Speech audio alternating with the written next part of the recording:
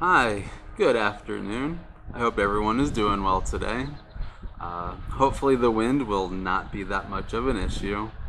If you haven't noticed, I don't really use much of a script, and I don't really do any editing except for the very beginning or tail end of the video.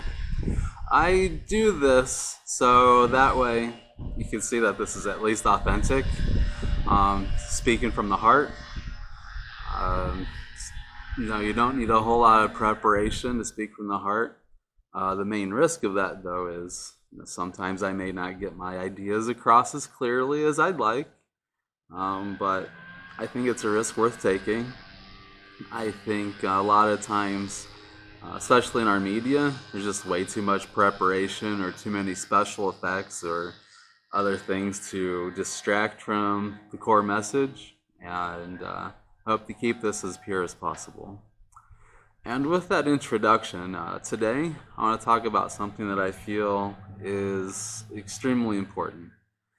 I think one of the whole goals that I kind of envision for that Unueco Partio can help assist with, and perhaps a goal that kind of shows the maturation of mankind, is the elimination of human trafficking. There's a lot of good organizations out there who help victims and try to help fight the negative repercussions of human trafficking. But I do feel that it is an entirely systematic issue. And I think that it's multifaceted, which can which I think is inclusive of some of the core values that Unueco Partio is trying to fix, especially in the regards of the holistic education, the establishment of a world federation, and enhancing our freedoms and liberties. Because I tell you honestly, it just really pisses me off that oftentimes we've reduced our teenage girls as commodities. Commodities, are most commonly thought of as gold or other precious metals or oil, cash crops like tobacco. But here we are in the year 2019, and for all the fruits of civilization that we have, we still believe that certain people are commodities. And I just don't see how we still support this. And it's in every layer of our society. You can go to a mall and you see, a 14 or 15-year-old walk by, and almost every guy will look. I mean, it's one thing to look at someone because, there's an appreciation for what you see. But it's another thing to look at someone and all you can see is lust and your own self-gratification. Kind of takes the humanity out of it. And I think that we can do much better than that. But how can we? In the news lately, there's been a lot about Jerry Epstein, a self-professed billionaire. He probably was not a billionaire, who, for it seems like most of his professional career, had been in the trafficking of minor teenage girls. So I'm assuming, from the ages of 13 to 17. And on his guest lists at his island, his private island and stuff, are some prominent politicians, other wealthy individuals, and I would say those who control a great portion of the wealth in this world. Now, how can that be? And how can we fix that? Well, I think the how is that a lot of what goes on in the world is shrouded in secrecy. So I think that one of the goals that I have in establishing a world federation would be to ensure that one, elections are frequent, two, elections have no private contributions whatsoever. I think there should be a common taxpayer-funded elections at every level, whether it's at a tribe or village or town, county, parish, state, province, nation. I think at every level, there should not be any private funding of elections. That would immediately take the power, or at least a great deal of power and influence, away from those who have the money. I'm not saying that all people with money are evil, but it's good to have some safeguards. Next, I do not think any level of government should have any form of state privilege or state secret or executive privilege. I think all information should be public. I know, there's a lot of authoritative governments that believe otherwise. And I know in every democracy there are a lot of those who would say otherwise, because it would put a country at risk. If we have a world federation, who's going to stand up to who? All we got to do is just police ourselves for crime. That's it.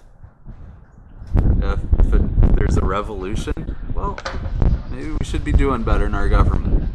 I don't think we should ever be afraid of revolution or changes that make things better. So, I think frequent, publicly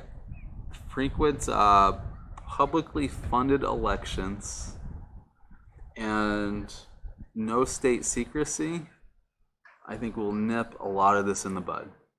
I don't think the wealthy or the powerful can get away with as many crimes as they do. Next, I believe that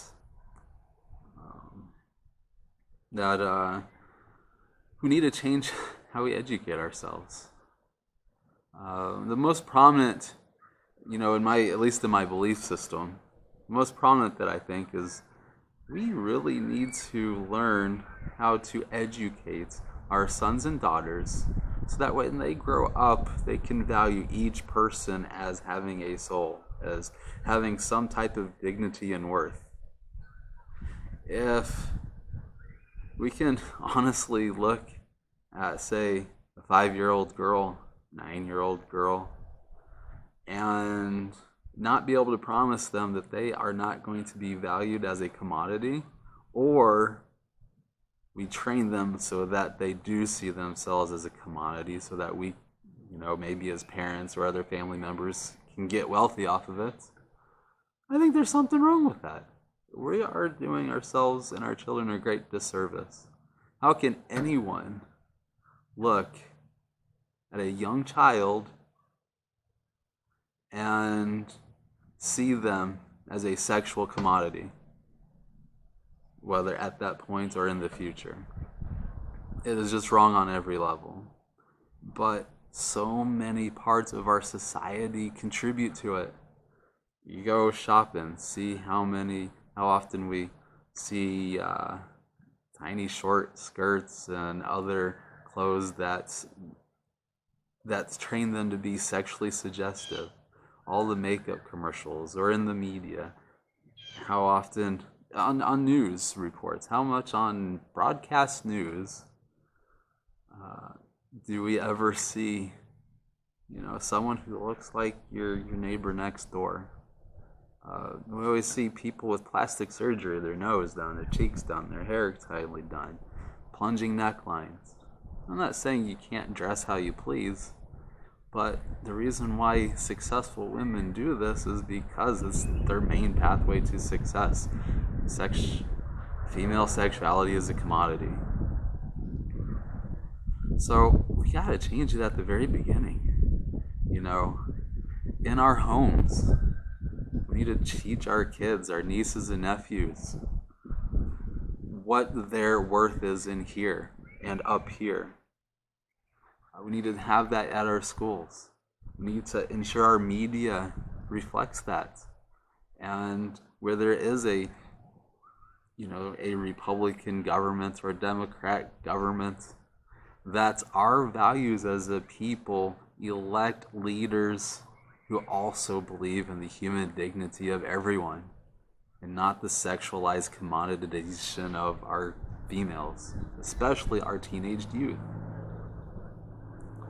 Um, I think, I think the final argument that I have on the education is we grossly have gone too far from nature. When I kind of believe that, that the capacities of our youth, such as say a 15-year-old, for example, is much greater than we often lead them to believe. 15-year-olds are smart. They are creative. They are robust. They have a lot of intellectual capacity and also capacity for expressing ideology. But yet, we do not have that expectation. In our educational systems, we do not teach civics. We do not teach how to engage others in a positive way. We do not encourage charitable time spent. We do not encourage going to town hall meetings or any other types of decision-making things. We tell them, stay in school, play sports, if you have sports, and that's really it. There's so much more. I think it is a disservice that we cannot encourage any teenager to have the freedom and liberty to be whom they want to be. Sure, there's always going to be bound of immaturity and making mistakes, of course, but we can definitely do a whole lot more. So, if we want our teenagers to be safe in a more natural environment, why don't we allow them to, have healthy relationships with each other? Someone loves someone, why don't we encourage them to express that love, settle down, be married? If someone, if a pregnancy happens, all right, if a pregnancy happens, we have a society where someone can earn a decent wage. 15-year-old, 16-year-old, 17-year-old can earn a decent wage and support a family. It is not freedom and liberty if someone does have a relationship and feels that their only pathway is abortion. That's not freedom and liberty. They didn't have the opportunity to make multiple good decisions. Is it good that in some cultures the only pathway women see for themselves as a young teenager is to try to recruit wealthy older men to fall in love with them and provide for them? Sometimes that's love, but I'm sure a great deal of the time it's seeking security at the cost of their own freedom. How often do we hear in the news of someone in a position of power taking advantage of someone who is not in a position of power?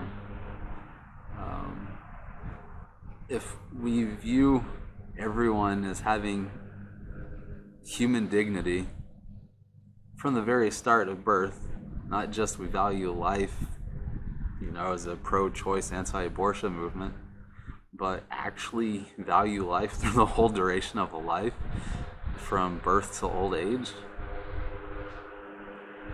everything will be better. But it starts with you.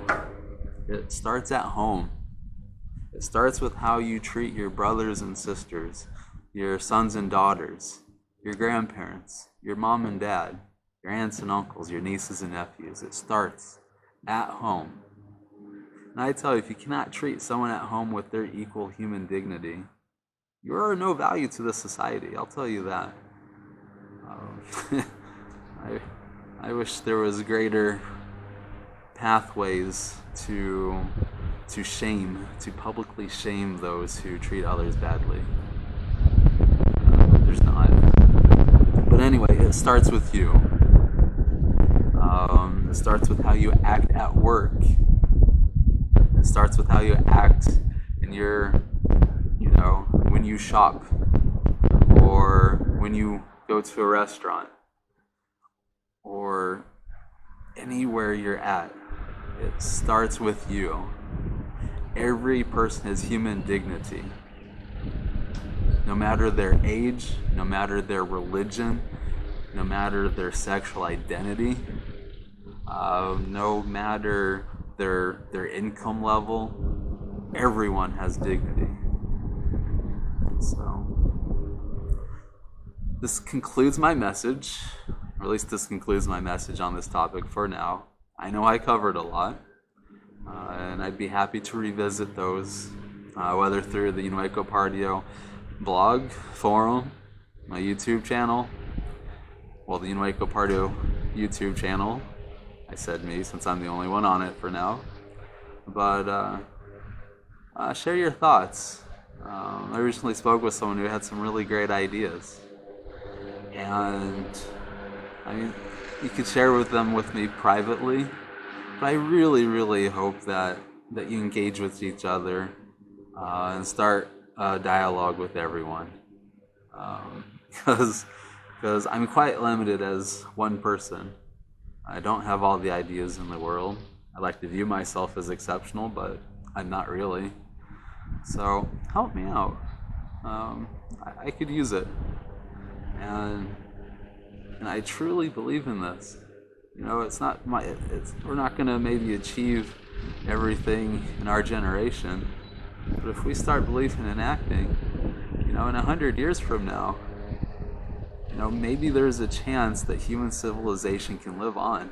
Because as we're doing it now, the earth is sick. And we're sicker. Everything looks fine and dandy. There's a lot of peace out there.